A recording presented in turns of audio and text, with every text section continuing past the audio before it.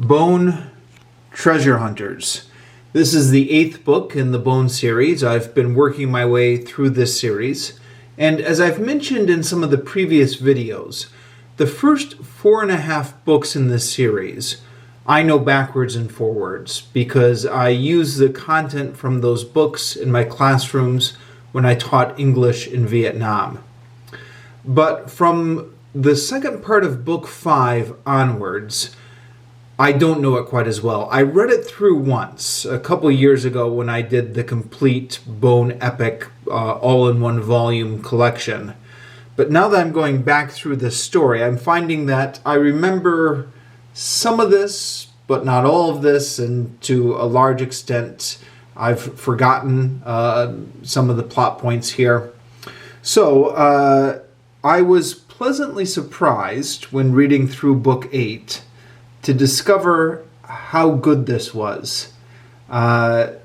This had a very good mix of increasing dramatic tension mixed with comic relief, which is what this series has been all the time. At this point in the series, the comic relief is secondary. So in the early books, the comic relief was the main point and the plot was just in the background.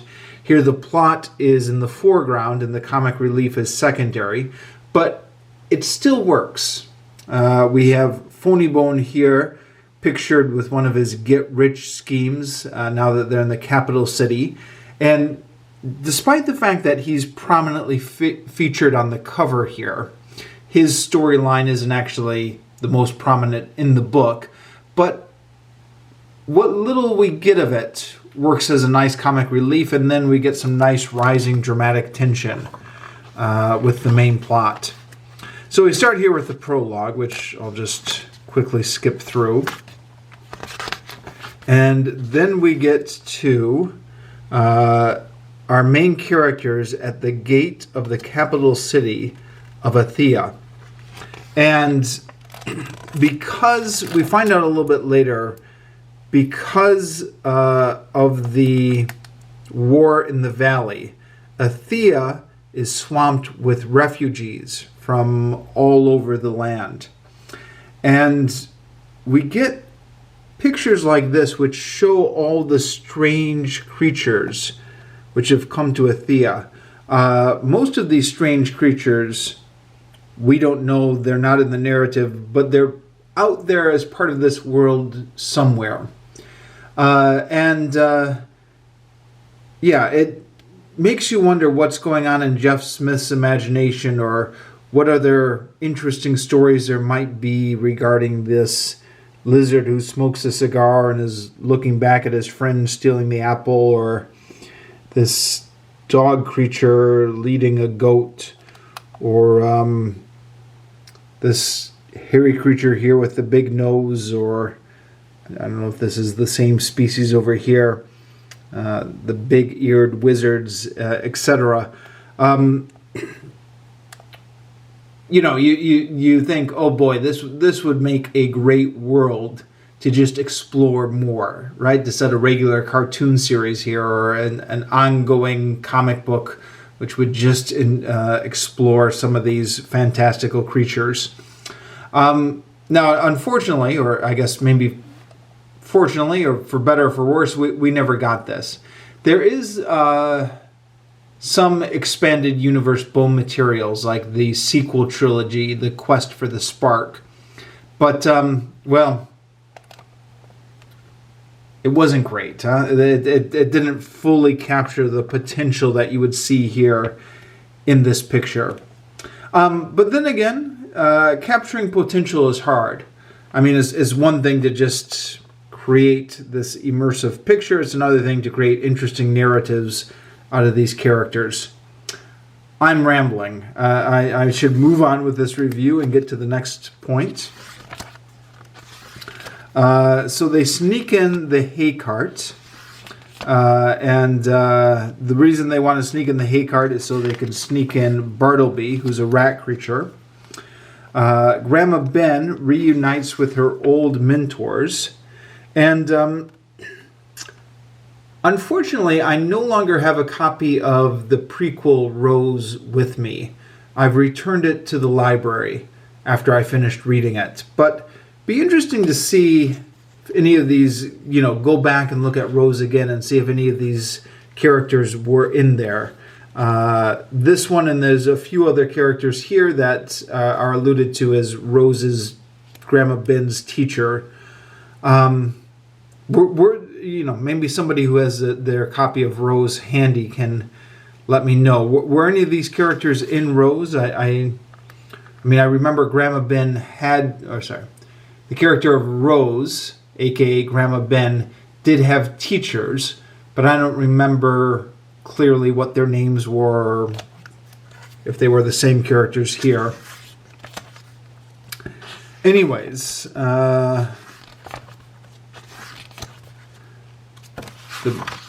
Briar attempts to make contact with Thorn, and then as a result, they decide to keep Thorn awake.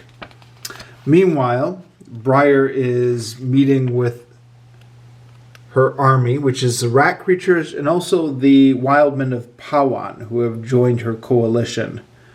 And there's a great scene here with them talking with her. They want to know what happened to their comrades. We sent many of our bravest warriors to aid you in your assault on Old Man's Cave. We do not yet see them here with you. Did you abandon them in the ghost circles? And she says, your soldiers fought bravely, General, but I was finished with them. So he takes out his sword, but then there's this great standoff between them, which ends with her killing him and his successor here, who agrees to go along with her for the chance of looting the city and getting all the booty from it. And we get, in this book, just one page here of King Doc, but I guess just to remind us that King Doc is still around. I actually don't remember what happens to King Doc here, so I guess we'll have to wait till book 9 to see how King Doc's storyline pays off.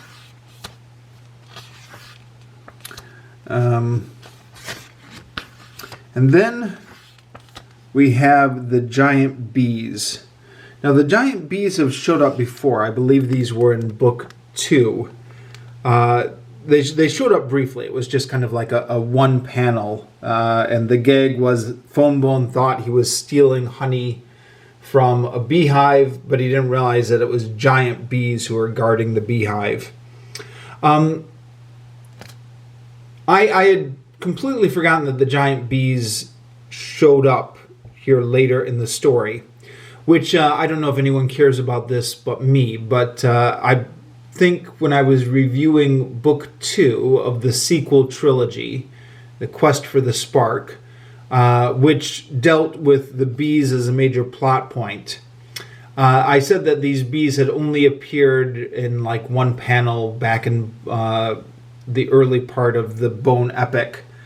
But that was wrong, I guess. The bees do get a much more expanded part here in this book. One of them falls in love with Fonebone. It's a cartoon, huh? And then her boyfriend comes over here and then attacks Fonebone, and then Phonybone comes in. And this is a funny panel. It says, "Get off him, you dumb bee." And he's going, whap, whap, whap, whap, whap. And Phonebone says, Stop helping. But they impress the merchants who engage their services to get them to scare off the bees next time.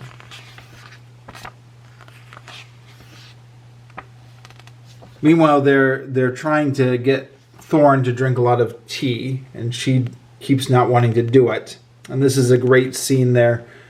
She keeps saying she's had enough tea. They keep preparing it for her, and then finally, thunk.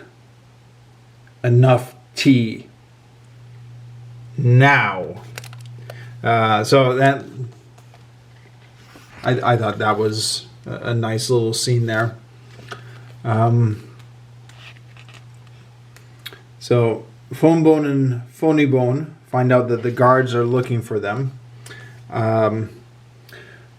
Phonybone is realizing that there's not a lot of respect for authority in this kingdom. So he gets the idea that there's a power vacuum to fill here. He wants to get all the gold from the town. That's him going gold crazy there.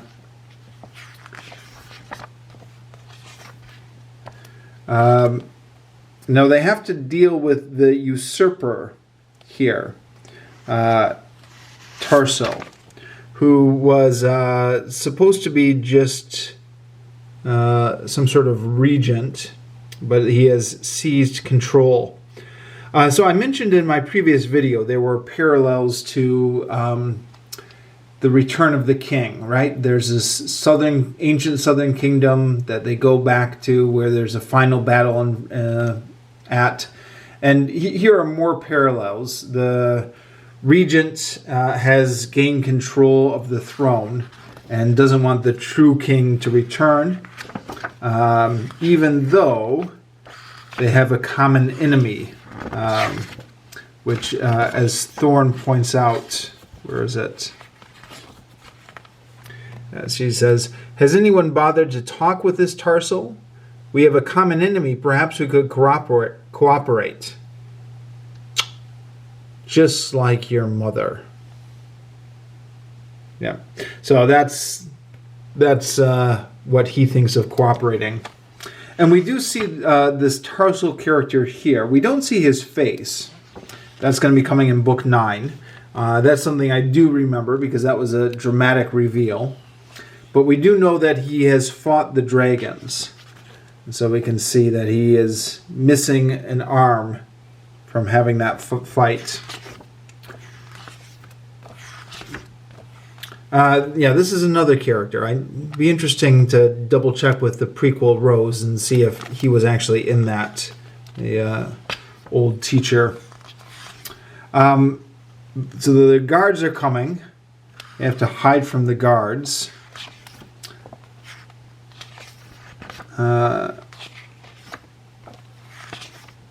But then this ending part here is where things get really good. And this is a great ending to end the book on. I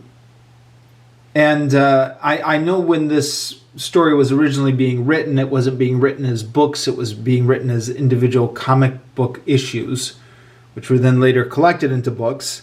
But I guess it's just fortuitous that this book has such a strong ending with this comic book issue.